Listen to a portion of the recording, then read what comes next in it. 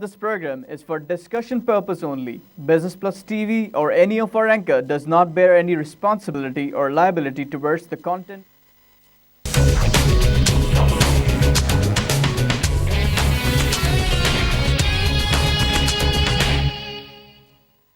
अस्सलाम वालेकुम। Business lunch के साथ मैं हूं आपकी मेज़बान महानूर अली। नाज़रीन, मुस्कुराते हुए इसलिए मैंने प्रोग्राम का आगाज़ किया क्योंकि आज जो टॉपिक मैं लेके आई हूं ना सिर्फ वो ख़वातीन जो इस वक्त देखेंगी उनको भी दिल तो चाहेगा मुस्कुराने का, लेकिन कुछ मुस्कुराहट दबेगी उनकी इस लिहाज से कि जो हम गोल्ड की बात करते हैं उसकी प्राइजेस के राइज़ होने की, बढ़ने की बात करते हैं और हम देखते हैं कि जब बढ़ रही होती है तो हमें होता है कि उफ़, अगर हमारे पास एसेट के तौर पे रखा हुआ है तो फिर तो हमें होता है कि चलो बढ़ रही है, अब हम जाके इसे सेल करेंगे तो हमें ज़्यादा पैसे मिलेंगे। लेकिन अगर आपने उसे ख़रीदना हो तो फिर आप कहते हैं ज़रा रुक जाते हैं, अभी डाउन होंगी तो फिर हम जो है ज़रूर परचेज़ करेंगे और इस तरह फिर परचेजिंग पावर बढ़ती भी है। आप समझ गए होंगे कि आज हम गोल्ड पे बात करें तो हमारे गेस्ट कौन है, मैं ज़रूर उनसे भी आपको मिलवाती हूँ। लेकिन थोड़ी सी बात ये करूँगी कि आजकल जो ज़माना है इसमें हम कोशिश करते हैं कि गोल्ड ना ही पहने तो अच्छा है, और उसकी रीज़न ये नहीं है कि हम ख़रीदना नहीं चाहते हैं या हमारा शौक़ ख़त्म हो गया है। रीज़न ये है कि सिक्योरिटी पर्पस के तहत जो है हम कोशिश करते हैं कि अगर पहने तो उसकी नमूदो नुमाइश ना करें। तो जनाब, आज का हमारा टॉपिक है gold prices on the rise, कि गोल्ड प्राइजेज़ जो हैं वो बढ़ती जा रही हैं। और पिछले अगर मैं बात करूँ स्टार्ट से जनवरी से, तो अब तक जो है जनवरी से अब तक सोने की कीमत में 9,000 रुपये का इजाफा हो चुका है। मुल्क में सोने की कीमत में मज़ीद अब जो है 500 रुपये फ़ी तोला इजाफा हो गया। कीमत में इजाफे के बाद इस वक्त जो है फ़ी तोला कीमत जो है 53,750 रुपये हो गई है। इसकी क्या वजूहात हैं? एकदम से प्राइजेस जो बढ़ी हैं और जनवरी से लेके अब तक 9,000 बढ़ना कोई कम नहीं है। मैं समझती हूँ काफ़ी इसके पीछे कोई रीज़न्स होंगे, ये हम जानेंगे हमारे मेहमान से। और आज हमारे जो गेस्ट हैं उनसे आपका तारुफ करवा दूँ। हमारे साथ मौजूद हैं इस वक्त Haroon Rashid Chand, president all Sindh Sarraf jewellers association, और इसके साथ साथ ऑल पाकिस्तान सुप्रीम काउंसिल के वाइस चेयरमैन भी हैं। इनसे मिलते हैं और जानते हैं। अस्सलाम वालेकुम हारून साहब, कैसे हैं आप? थैंक यू सो मच हारून साहब। एक बार फिर जब भी प्राइजेस बढ़ती हैं या कम होती हैं तो मेरी कोशिश होती है कि आपसे ज़रूर उसकी वजूहत जानूँ, इस पर मैं बात करूँगी। लेकिन आप ये बताइए कि ओवरऑल जब प्राइजेस बढ़ती हैं तो क्या ये खुशी की बात है? असल में खुशी तो जब होती है कि मुल्क में परचेजिंग पावर हो, मुल्क जो खुद कफील हो उसकी परचेजिंग पावर हो तो आदमी को ज़्यादा बेहतर है।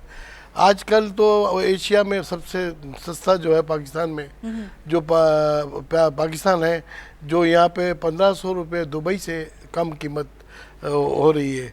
जबकि गोल्ड प्राइसेस बढ़े, इंटरनेशनल बुरान आया है तो लोकल भी आया, मगर लोकल परचेजिंग पावर नहीं है, कुव्वत खरीद नहीं है। सही।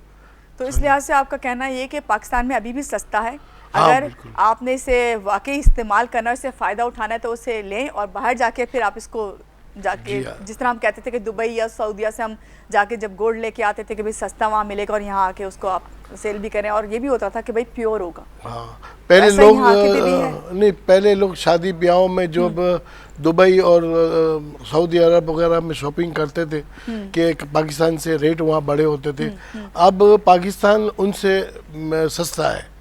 तो मैं तो ये कहूँगा कि अपने बांग्लादेश है, भारत है, अफगानिस्तान है, ईरान है, तो एशिया में सबसे सस्ता पाकिस्तान है।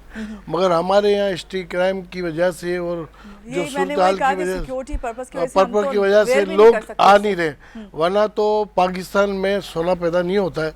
सोना स्विट्ज़रलैंड से वाया दुबई होते पाकिस्तान में आता है।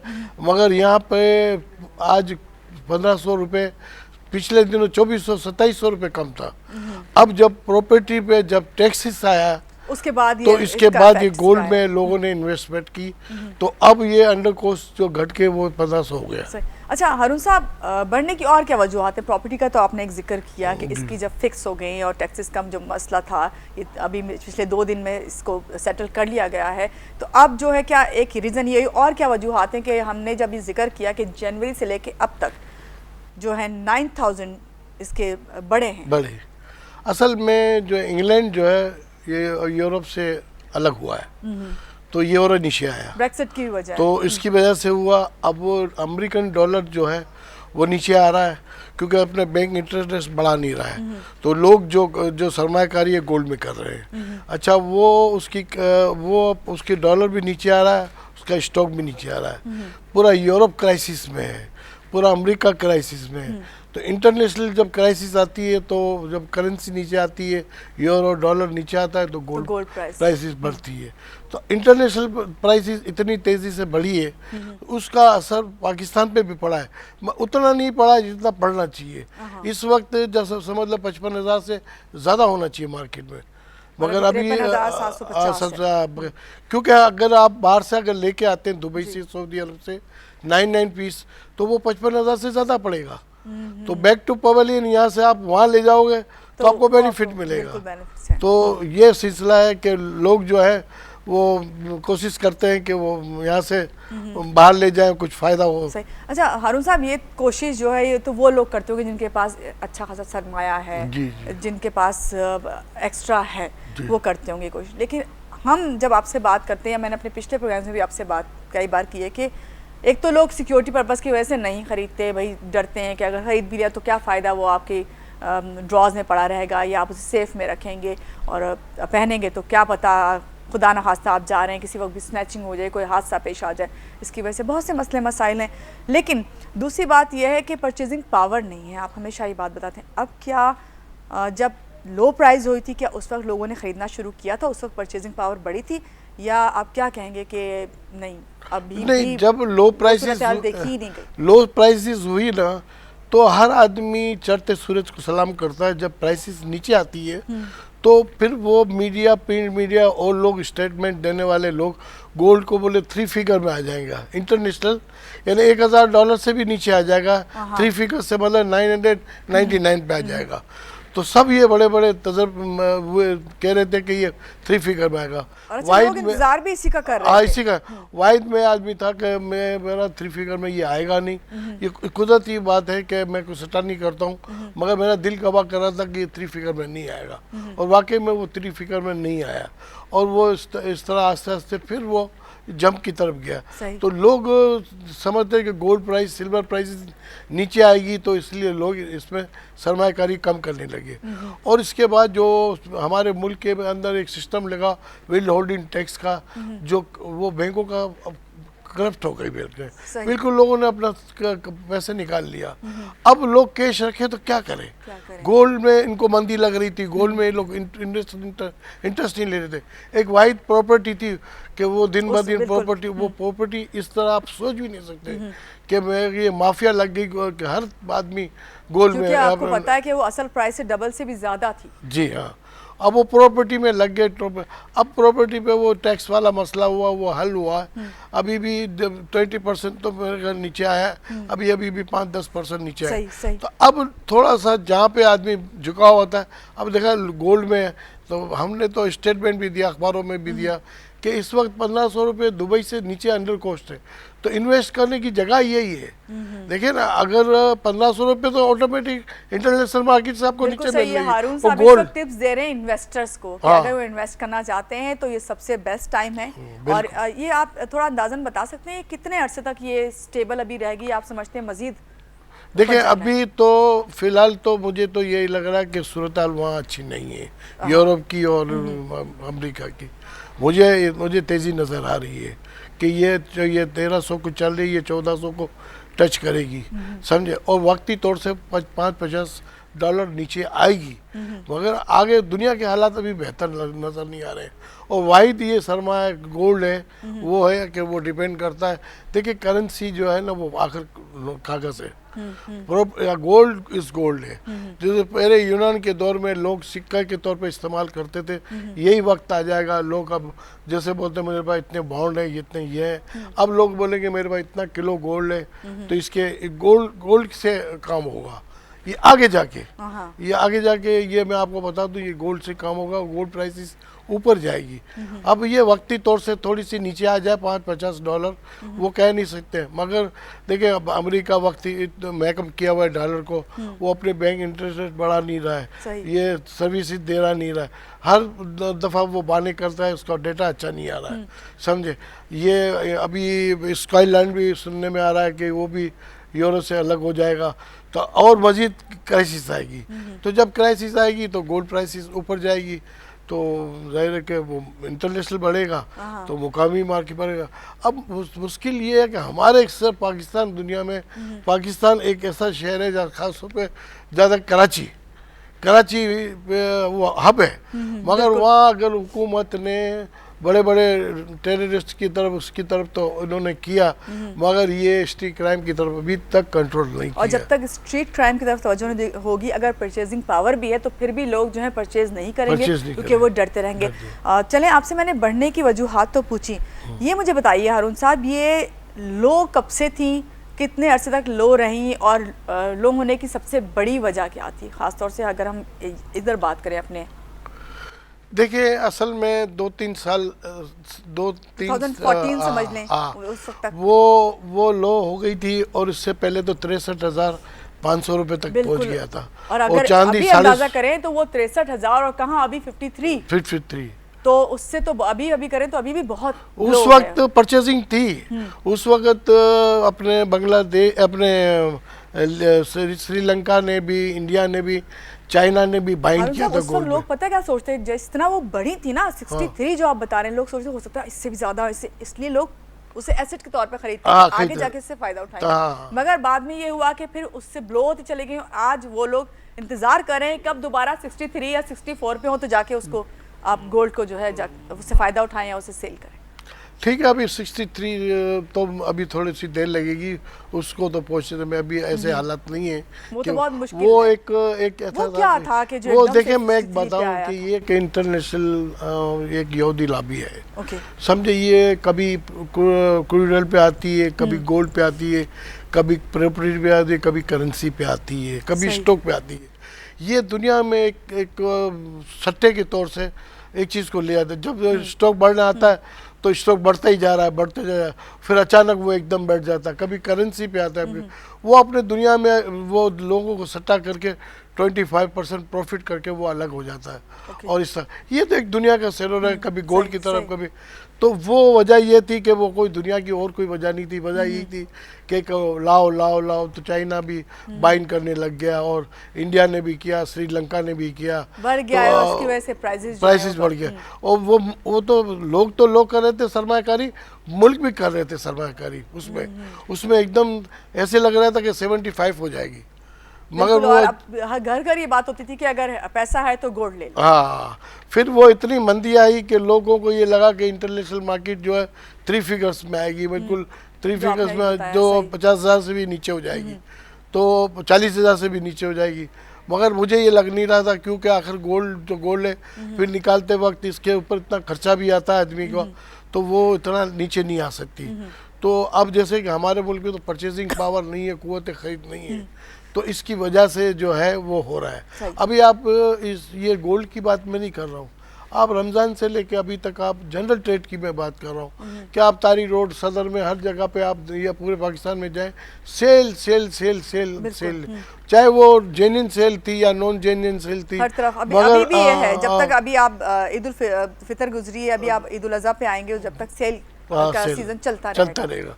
अब इतनी सेलें हो रही हैं, वो जो लोग बड़ी बड़ी कंपनियां जो थी, ब्रंजा जैसी कंपनियां मेन ताई रोड पे जो किराए पे थी, उन्होंने जगह खाली कर दी। तो यहाँ परचेजिंग पावर नहीं है, कुव्वत खरीद नहीं है, जनरल नहीं है। तो फिर गोल्ड तो अपनी जगह पे, गोल्ड में पहले ये था कि लोग, गोल्ड में सेल नहीं लगती हारून साहब? नहीं, सेल अगर वो लगती है तो देखें, मैं एक सच्ची बात बताऊं, ये यूरोप की तरह सेल ज्वेलर्स हैं जो मैंने देखा कि वो भी ये वो करने लगेंगे, वो वेस्टीज में और लगस्टोन में वो बेनिफिट दे देते हैं। सही। तो वो सही है कि जो आम लोगों से बेहतर है, सेल में तो कुछ ना कुछ फायदा तो होता है। यानी आप बेनिफिट देंगे तो आपकी तरफ खुद कस्टमर आएगा, और अब मेरे ख्याल से हालात ऐसे लग रहे हैं कि वो हर दुकानदार वो सेल करेगा। हारून साहब, मैं चाहती हूँ ब्रेक से पहले मैं आपसे कुछ ये इस तरह की बातें कर लूँ जिसमें बिजनेस की बातें होती हैं सारी। बाद में मैं एक कॉमन जो हमारी खवातीन, जो घरेलू खवातीन हैं, उनके हवाले से भी आपसे बात करूँगी कि भाई वो जो उनको जो शिकायतें हैं, वो जो करना चाहती हैं वो कर नहीं पाती हैं, क्या करना चाहिए, उनकी सोच को किस तरह बदलें। ये बताइए अभी पहले कि इंपोर्ट एक्सपोर्ट की क्या सूरत हाल है, क्या करना है चाहिए? देखिए, इंपोर्ट गोल्ड में बिल्कुल ज़ीरो है।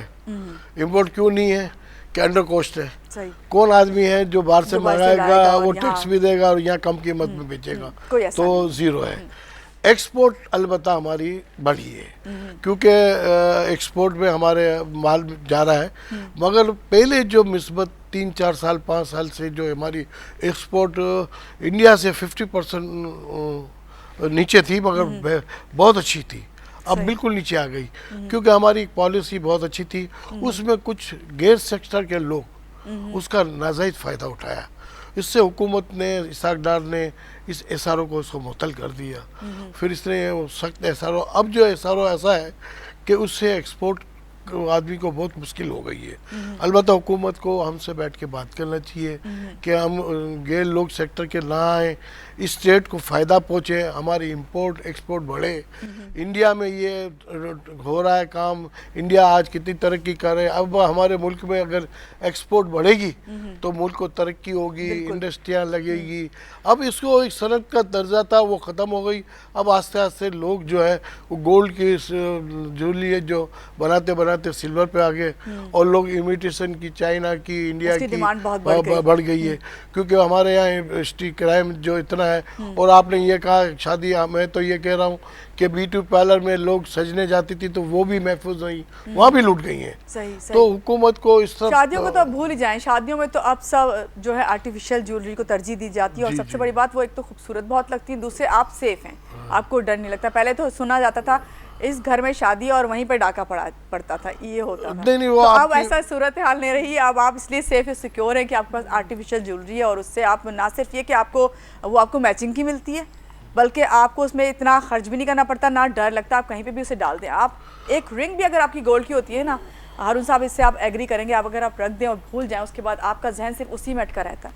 आर्टिफिशियल होगी, आप कितनी भी भूल जाएंगे, आपको नहीं ख्याल होगा। नहीं, वो आपकी बात सही है, जहनी सुकून भी एक नहीं आप ये बात तो जो हालात ने बता दिया, वरना गोल्ड ऐसी चीज़ है कि हमारे विरासत में है।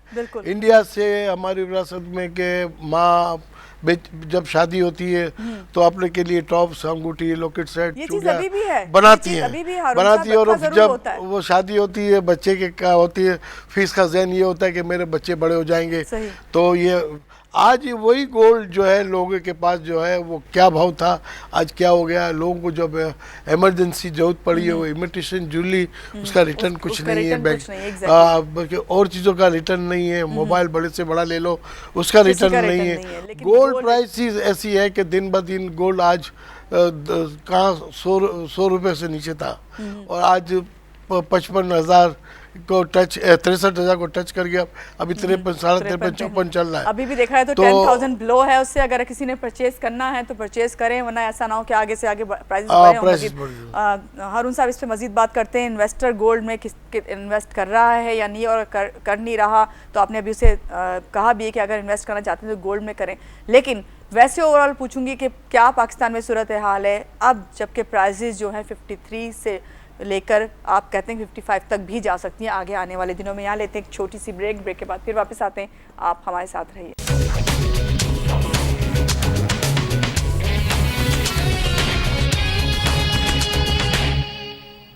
जी जनाब, ब्रेक से आगे वापस बात हो रही है आज गोल्ड प्राइस की, कि किस तरह गोल्ड प्राइस, अभी हमने देखा कि 2014 में जो है प्राइस जब तक कम थी और उसके बाद से जब बढ़ना शुरू हुई है तो आज 53,750 रुपये हो गई है। हारून रशीद साहब हमारे साथ हैं, इनसे हम जान रहे हैं कि इसकी वजूहात क्या हैं। आलमी मार्केट का उन्होंने बताया, लेकिन अब मैं इनसे थोड़ी जनरल बातें करूंगी। हारून साहब, इन्वेस्टर इन्वेस्ट नहीं कर रहा, उसे करना चाहिए। ये आपने बहुत अच्छी टिप दी है कि अगर आपके पास पैसा है तो ये इससे बड़ा एसेट कोई नहीं। हमेशा आप ये कह के जाते हैं, ख़वातीन को भी आप ये कह के जाते हैं। कराची की इस वक्त में ओवरऑल सराफा मार्केट, क्योंकि उससे आपका हर वक्त का ताल्लुक है, हर कोई आपके उस जो सजेशंस होते हैं उसको ना सिर्फ फोकस करता है बल्कि आप टिप्स भी उन्हें देते हैं। क्या इस वक्त सूरत हाल है सराफा मार्केट की? क्या कारीगर उस तरह काम कर रहे हैं जिस तरह करना चाहिए? क्या वहाँ पे सिक्योरिटी के इश्यूज़ तो नहीं है? कोई और प्रॉब्लम्स जो आप लोग देखते हैं रोज़मर्रा ज़िंदगी में, रोज़ाना जो आप फेस करते हैं, क्या वहाँ पे भी अभी भी कस्टमर्स आते हैं डायरेक्ट वहाँ से परचेज़ करने, या फिर ये जो हम जाते हैं डिस्प्ले सेंटर हैं मॉल्स में खुले उधर जाएँ? नहीं, अच्छी सी आपने सवाल किया कि पाकिस्तान की सबसे बड़ी मार्केट सराफा बाज़ार मीठाधार है जी। वो पूरे पाकिस्तान में रेट भी खुलते हैं, वहाँ बुलियन एक्सचेंज भी है, और वो डोर टू डोर तकरीबन 800 दुकानें हैं, तकरीबन 1600 कारखाने हैं। सही। अब वो सूरत पहले से तो काफ़ी बेहतर है। जो वो गैंगवार, भत्ता माफिया, रैंसम वगैरह आप लोग भी फेस करते थे। बिल्कुल, हम तो बॉर्डर लाइन पर थे, लियारी की ककरीगौंड बॉर्डर लाइन पे थे, और हमने इंतजाम भी बहुत किए, और रेंजर्स ने जब आके टेक ओवर किया तो काफ़ी हद तक वो कंट्रोल किया रेंजर्स ने, और मुकामी पुलिस ने भी काफ़ी टेक ओवर किया। मगर अभी भी स्ट्रीट क्राइम में वो नहीं कर सके, क्योंकि उनको जब भी हमारी आला हुकाम से मीटिंग होती है तो नफरी नहीं है, नफरी नहीं है। नफरी क्या मसला है?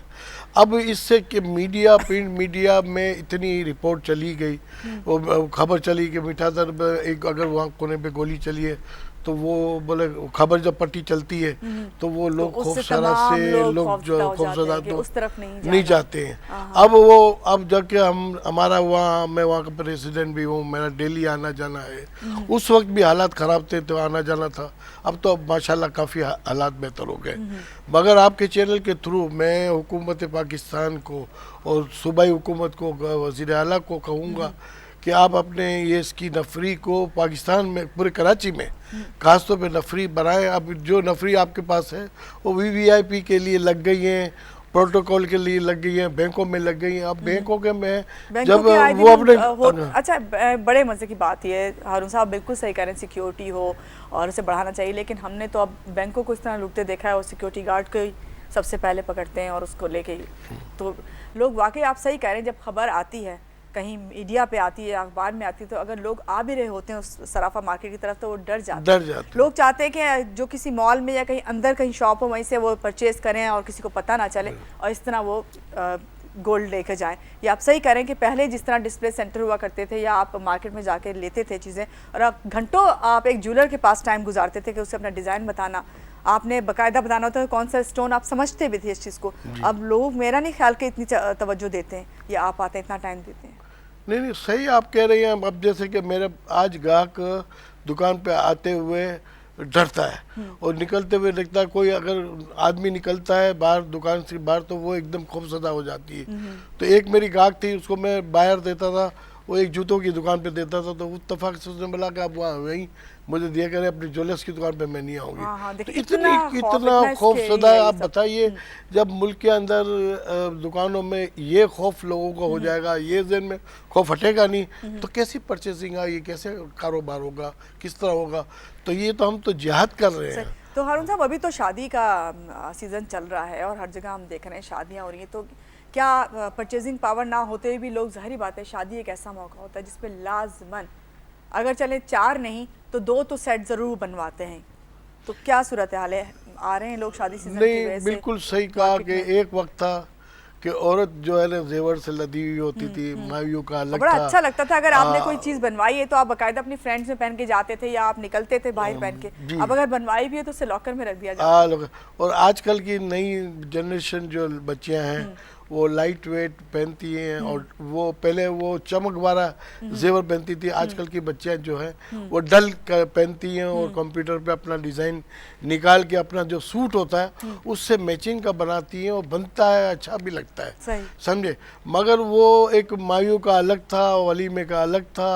वो अगर कोई एक शादी हो रही तो 4 सेट बनते थे, 4 सेट बनते थे, समझे। अब वो 4 सेट बनते थे, 4 जोड़े भी बनते थे, वो प्रोग्राम खाने पीने का। वो अब वो समझ के वो 1 या 2 में, या मेहंदी की रस्म या वलीमे की रस्म, इस तरह ऐसा हो गया है। अब वो वेट भी लाइट वेट हो गया है, वो क्वालिटी में भी फ़र्क आ गया है। अब जो पहले जो लोग जेवर पैसे दे के लेते थे, अब बेचारे कोई कोशिश ये करते हैं कि अपना पुराना जेवर दे के कोई नया जेवर रिटर्न करते हैं। वो वेट में भी कम हो गया, क्वालिटी में भी फर्क हो गया। ये सवाल मुझे आपसे करना था अभी, क्योंकि मैंने डिस्कस किया बाकायदा जब इस प्रोग्राम से पहले काफ़ी ख़वातीन से कि भाई आप साल में कितनी बार गोल्ड खरीदती हैं। तो ज़्यादातर का जवाब ये था कि हम साल में तो नहीं खरीदते, लेकिन ये कि हाँ जब शादी हुई थी तो उस वक्त हमने गोल्ड खरीदा था और उसी वक्त ज्वेलरी बनी थी। लेकिन साल में ऐसा ज़रूर होता है किसी को गिफ्ट देना हो तो कोई छोटे इयररिंग्स ले लिए, कोई रिंग ले ली, या कोई किसी बच्चे के लिए कोई अगर कोई करीबी है तो उसके लिए छोटी मोटी चीज़ खरीदी। लेकिन ऐसा नहीं है कि हम साल में जिस तरह कपड़े खरीदने जाते हैं या हम कॉस्मेटिक लेते हैं, इस तरह जाके हम गोल्ड खरीदते हैं, इस तरह कतन नहीं है। नहीं, पहले तो आप हर महीने में कुछ ना कुछ आदमी कर लेता था। मगर इस दफ़ा जो है कि वो शादी ब्याह में जब सीज़न होता है तब तो मजबूरन उन्होंने वो माल लेना है। सही। अब वो 2-4 सेट नहीं बल्कि वो 1 या 2 सेट में गुजारा कर लेती हैं। और पहले तो शायद ये भी हुआ करता था हारून साहब, अब तो कपड़े वाले दे रहे थे, पहले आपके जो जिनको जहाँ शादियों की बेटी जा रही है उनके भी आपकी अगर सास हैं या नंदे हैं उनके लिए भी कोई ना कोई गिफ्ट में गोल्ड की चीजें जाती थी। हाँ, वो अंगूठियाँ दी जाती थी, टॉप्स ये लॉकेट सेट दिए जाते थे वो तोहफे में। सही। अच्छा, एक चीज और हमें समझाइए, 24 कैरेट, 22 कैरेट, 18 कैरेट, 21, ये क्या है, इसमें क्या डिफरेंस? देखिए 24 कैरेट इज प्योर गोल्ड होता है, वो बाहर की सूरत में होता है। एक ज़माने में पंजाब साइड या इंटीरियर सिंध में वगैरह जो ठोस कड़े पहने जाते हो 10-10 तोले के, वो प्योर गोल्ड के होते थे। वो माए कड़े पहने जाते, वो जैसे सांप जैसा मुंह बनता था, वो कड़े ठोस पहने, वो बहुत पुरानी बात है। अब जो जेवर बाहर जो सोना जो है ना 24 कैरेट वो प्योर होता है। सबसे बेस्ट गोल्ड जो है 22 कैरेट है। अच्छा है, सऊदी अरब दुबई वगैरह में 21 कैरेट भी है, 18 कैरेट भी है। 18 कैरेट तक तो सही है। इनके तो क्या एक कैरेट की वजह से प्राइजेस भी फिर नीचे आती है? तो अभी जो हम जब 53 की बात करें, 53,750 जो हुआ फी तोला, ये 24 का हुआ 24 का कैरेट। ओके, अगर आप 22 लेते हैं तो उसमें वो किस लिहाज से फिर प्राइस कम होते हैं? वो 43, 42 जो प्राइसेस अप डाउन होती है। 21 कैरेट का इससे कम होगा, 18 कैरेट का इससे 40 का हो जाएगा वैल्यू। आजकल 12 कैरेट भी जेवर चल रहा है। तो 12 कैरेट 50, वो गोल्ड है, वो 50-50 गोल्ड है। तो और क्या है? अगर गोल्ड है तो उसके साथ कौन सा और चीज, कौन सी उसमें क्या है? चांदी और वो तांबे का मिक्स होता है। अच्छा। और वो वक्ती तौर से वो गोल्ड तो नहीं कराएगा? नहीं, वो 50% गोल्ड है। अमेरिका 9 कैरेट गोल्ड में बेच रहा है, अमेरिका 9 कैरेट, मगर उसमें होल्ड मार्किंग होती थी। हमारे यहाँ सितम जरीफी ये है इस मुल्क के अंदर, हमारे यहाँ होल्ड मार्किंग नहीं है। हम इतने बड़ा एक्सपोर्ट कर रहे हैं, इंडिया कर रहा है, इंडिया की होल्ड मार्किंग है। हम बार बार अपने ट्रेड को कह चुके हैं, हुकूमत स्टेट बैंक को कहा कि होल्ड मार्किंग हमारे यहाँ होनी चाहिए, ताकि ग्राहक को लेते वक्त इसको महसूस हो कि मैं 21 कैरेट ले रहा हूँ, 22 कैरेट ले रहा हूँ या 18 कैरेट। मैं कहता हूँ 9 कैरेट गोल्ड आप बेचने में, मगर उसकी होल्ड मार्किंग हो, लेने वालों को ये मालूम है 9 कैरेट में। 18 कैरेट क्या है कि वेट भी कम होता है और फैलाव ज़्यादा जो होता है। अच्छा, फैलाव ज़्यादा है तो उसका वेट कम है, तो 18 कैरेट ये पहचाना है इसकी। तो 14 कैरेट में भी क्योंकि अब 2 सेट चाहिए, तो अब ये कि 1.5 तोले के सेट मिल जाते हैं, ऐसे लगते हैं जैसे 3-3 तोले के सेट है। तो कम वजन, जितना वजन इसमें जितना सोने में मिक्स होगा तो वेट इसका कम होगा, तो जगह ज़्यादा घेरेगा। और जितना अच्छा सोना होगा वो वेट रखेगा, जगह कम घेरेगा। तो अब जितना मिक्स होगा ना तो वो अब आज शोबाजी है। अब जाहिर है एक बच्ची को उसने जेवर दिया, उस वक्त कुव्वत खरीद थी, अब उनकी कुव्वत खरीद नहीं है। गरीब लोग तबका, जो मिडिल तबका जो है, जिसका सरमाया यही है। बड़े लोग तो अभी प्लेटिनम, डायमंड और दूसरी चीज़ों में उसमें चले जाएंगे, वाइट गोल्ड में अगर चले जाएंगे, मगर छोटा जो तबका, जो असल जो है, उसका यही इन्वेस्टमेंट है। अच्छा, और वक्त आपने बिल्कुल सही बात की हारून साहब। मुझे ये बताइए, जो मैंने रिसर्च किया, मैं लोगों को देखती हूँ, मैंने देखा अभी भी जो दरमियाना जिसे हम कहते हैं तबका है, वो फिर भी जो है गोल्ड की तरफ जाता है, उसे खरीदता है। क्या इसमें सच्चाई है कि परचेजिंग पावर ना होते भी वो कोशिश करता है कि ज़रूर जाके गोल्ड की कोई ना कोई चीज़ खरीद के लाए? बिल्कुल। वो ऐसा है, ग्राहक कौन से आते हैं, कस्टमर्स कौन से ज्यादा आते हैं? मिडिल तबका जो है ना, वो 63,000 का भाव था ना, वो जब भी वो ले रहा था और अभी भी ले रहा है, कम वो जब भी ले रहा है। उस गरीब का सरमाया यही है, उसकी सोच वहीं तक है कि वो बच्ची को, जब एक बच्ची को दिया है दूसरे को देना है, और जब वक्त ज़रूरत पड़े, कोई मकान या कोई चीज़ लेनी हो, तो यही जेवर होता है जो बेच के कुछ न कुछ का बेनिफिट में। तो वो नीचे का तबके की इन्वेस्टमेंट, उसकी सोच वहीं तक है कि ये गोल्ड लेना है, हमेशा से है, वो हमेशा है। वो ज़्यादा कोशिश ये करेगी कि किसी न किसी तरह पैसा बचा के गोल्ड में जितना भी ज़्यादा, वो ज़्यादा वही लोग गोल्ड लेते हैं, वो वेट भी ज़्यादा देते हैं। बड़े लोग तो अभी लाइट वेट करते हैं, मगर छोटे लोग जो है वो ज़्यादा कोशिश करते हैं कि ज़्यादा से ज़्यादा वेट में दूँ बच्ची को। हारून साहब, आर्टिफिशियल ज्वेलरी जब आई, और ये आज से नहीं काफ़ी साल हो गए इसको आए हुए, उससे पहले तो चलें गोल्ड की ही डिमांड थी और हर एक मजबूर था कि गोल्ड ही वेयर करना है, चाहे वो शादी हो या कोई भी फंक्शन हो, आपने उसको लेना है और वही आपको, जाहिर बात है और कोई इसके बाद हल नहीं है। या फिर चांदी है, चांदी की तरफ इतना जाते नहीं हो कि उसकी वैल्यू वो नहीं है। आर्टिफिशियल ज्वेलरी आने के बाद आप मुझे बताइए कितना फ़र्क पड़ा आप लोगों की मार्केट पे, कितना आप लोगों को लॉस उठाना पड़ा? देखिए, आर्टिफिशियल आने के बाद तो वो तो ज़माने से चली आई है, मगर इतना फ़र्क नहीं पड़ा। मगर वो सोना बढ़ने की वजह से लोग चांदी की तरफ आ गए, चांदी की तरफ आ गए। चांदी की तरफ। चांदी में वो रियल लगीने लगते हैं जो गोल्ड में लगते जो गोल्ड में लगते हैं।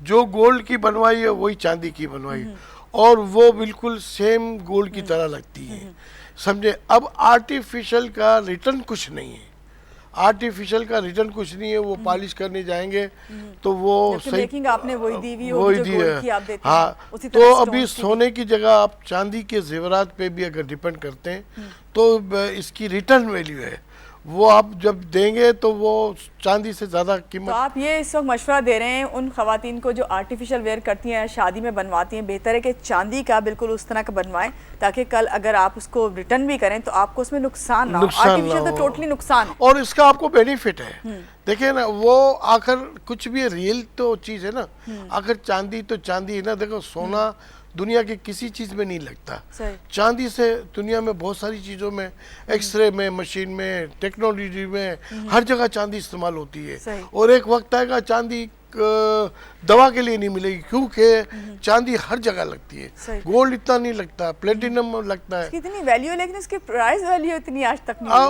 वो देखे अभी इतनी निकल रही है, इसकी खपत कम है। जब खपत लोग जब डिमांड करेंगे खपत, जैसे आप चांदी बीच में 1650 तोला हो गई थी, तो वो खपत थी तो हुई ना। सही। तो हर आदमी आलू प्याज बेचने वाला, इस लहसुन वक्त चांदी की क्या प्राइस है? मेरे इस ख्याल वक्त से 720 रुपए तोला ओके, है। हाँ, 720 रुपए 720 है इस- तोला है। और और अभी इसमें 25 इंटरनेशनल रुपए इजाफे के बाद 750 और 10 ग्राम चांदी की कीमत 20.86। हाँ, सही कह रहे हैं आप। हाँ, और तकरीबन इंटरनेशनल $20 20 सेंट चांदी चल रही है। चांदी की प्राइसेस भी बढ़ी है, गोल्ड की भी बढ़ी है। चांदी आगे जाके मगर टाइम लगेगा चांदी को बढ़ते हुए, मगर सोना ज़्यादा। हारून साहब, आपसे एक सवाल और पूछना है मैंने, क्योंकि यहाँ पर पढ़ रही हूँ कि जब सराफा मार्केट में सोने की कीमत कई हज़ार रुपए बढ़ चुकी है, तो सोने के मकामी ताजिर आलमी मंडी में सोने की कीमतों को देखने के बाद मकामी रेट्स का तयन करते हैं। ये मकामी रेट्स का तयन करने का थोड़ा समझाएं, क्योंकि अक्सर मैं भी जब ज्वेलर के यहाँ जाती हूँ तो कहते हैं अभी ये आएगा रेट तो हमें पता चलेगा इस टाइम। वो शाम का टाइम, क्योंकि जाहिर बात है बाहर ममालिक में के मुताबिक होता होगा वहाँ मार्केट जब ओपन होती होगी। देखिए, सुबह सवेरे जो है ना हांगकांग खुलती है, दोपहर को 4 बजे लंदन खुलती है। जब लंदन खुलती है ना तो हम रेट देते हैं, बुलियन ओके। देते हैं। तो और फिर शाम असल तायुन उस प्राइस लंदन का क्या मार्केट रहता से है हम कि अब है तो- तायुन और 6:30 बजे अमेरिका खुलती है, हाँ। तो अमेरिका रात को 2-2:30 बजे तक होती है। इसके बाद बैंक टू बैंक 2-2.5 घंटे रात को सिर्फ सुकून होता है, बाकी गोल्ड तो क्या आप लोग फिर सारी रात सोते नहीं हैं? नहीं। देखें, वो जाहिर है, वो तो जो सट्टे करने वाले होते हैं वो तो बिल्कुल ही उनकी तो नींदें ही- वो तो आखिर तक सही। वो देखते हैं, कंप्यूटर देखते हैं। आपके साथ क्या है? नहीं, बस हम तो रात को जब अमेरिका क्लोज हो जाता है इसके बाद खत्म सही, हो जाती सही। है। लेकिन तो वो अब भी ये 2-2:30 कि बजे जो का हाँ, टाइम आप देखिए, बता रहे अब जैसे कि यहाँ पे एक अजान होती है ना, तो पूरी दुनिया में अजान का सिलसिला जारी सही, होता है। इस तरह गोल्ड भी ऐसा है कि यहाँ सवेरा है तो वहाँ दोपहर है, तो वहाँ रात है। तो इस तरह दुनिया में ये इसी तरह चलता है। इंटरनेशनल मार्केट में हांगकांग है, लंदन है, अमेरिका है, फिर बैंक टू बैंक है। तो गोल्ड प्राइसेस तो चलती रहती हैं, 2-2.5 घंटे से भी होता है। अब आपने जो सवाल किया था, वो जो कि तायुन किस तरह करते तायुन हैं? किस तरह किया, प्राइस का। अब देखिए, हमारे यहाँ जब करेंसी का जो हिसाब है डॉलर से जब इंटरनेशनल मार्केट में जैसे $1365 हुई, अब हमने अपने डॉलर में इस वक्त बैंक रेट खुलता है, तो इसके हिसाब से हम कैलकुलेशन करते हैं। सही। और उसके हिसाब से हम भाव खोलते हैं। मगर यहाँ पे इस वक्त 55,000 रुपये भाव होना चाहिए, हाँ, जो अभी नहीं है। जो अभी नहीं है, ये हम अगर 55,000 रुपये, तो वो बोलेंगे कि आप हमसे 63,600 में ले लो, 650 में ले लो, ये ना बुलियन की आवाज़ लगती है। तो लोग बोलते हैं कि यार जब इतना भाव बढ़ा है तो यहाँ कुव्वत खरीद नहीं है, यहाँ कुव्वत खरीद, असल चीज यही कुव्वत खरीद हो तो जब फायदा है। तो इस वक्त क्या कहेंगे हारून साहब लास्ट में कि अभी चांदी किसकी हुई हुई है? ज्वेलर्स की असल में, जिनके पास है गोल्ड और उनसे लेने आते हैं, तो जिन्होंने उस प्राइस में लिया था जो कम प्राइस में, अब वो 53 पे बेचेंगे, जाहिर बात है उनका फायदा, उन्हीं की चांदी हुई है। देखें वो आपकी बात सही है। हमारे तो स्टॉक क्या है, हमारे पास अगर 100 तोले स्टॉक है तो हमें तो 100 तोले की स्टॉक चाहिए, चाहे वो 56,000 रुपये तोले हो जाए, चाहे वो 40,000, करना ही है। मगर ये है कि असल सबसे बड़ा ये है कि ट्रेड कारोबार होना चाहिए, टर्नओवर होना चाहिए, काम रुकना नहीं चाहिए। टर्नओवर जो होगा तो इंसान को फुर्सत भी नहीं मिलेगी और का फायदा भी होगा। अगर रेट बढ़ जाए और कारोबार नहीं हो, दो गाहक आए, तो उससे कुछ नहीं है। लास्ट में क्या टिप देंगे उन लोगों को जो इस वक्त गोल्ड खरीदने से डर रहे हैं? नहीं, इंशाल्लाह ताला गोल्ड में आप बेफिक्र रहें। गोल्ड ऐसी चीज़ है, गोल्ड इज गोल्ड है, इंटरनेशनल करेंसी है, ये दुनिया की करेंसी बैंड हो सकती है। आप यूरोप किसी दुनिया के अंदर चले जाएं, एक बुढ़ी माई को, गोल्ड जो है वो गोल्ड ही है, वो आज जो है वो कल नहीं है। जिससे प्रॉपर्टी हर चीज़ बढ़ेगी, इस तरह गोल्ड भी इंशाल्लाह बढ़ता जाएगा। मेरा अपना ये है तजर्बा कि इन्वेस्टर को अभी 1500-1600 नीचे है तो इस वक्त लेने जैसे है, फायदा ही आपको। बिल्कुल, बहुत शुक्रिया हारून चांद साहब मेरे प्रोग्राम में तशरीफ ला। नाज़रीन, आपको यही कहूँगी कि हमेशा जब हारून रशीद साहब मेरे प्रोग्राम में आते हैं तो कोशिश ये होती है उनसे कोई टिप ली जाए, लेकिन आज जो टिप घरेलू खवातीन के लिए तो उन्होंने इतनी नहीं दी, लेकिन आज जो टिप दी है वो इन्वेस्टर के लिए दी है कि अगर वो इन्वेस्ट करना चाहते हैं तो ज़रूर करें इस वक्त फ़ायदा, क्योंकि अभी 1500 से लेकर 1600 रुपये का जो है मार्जिन है। जनाब, इसी बात के साथ महानूर अली को दीजिए इजाज़त। अल्लाह हाफ़िज़।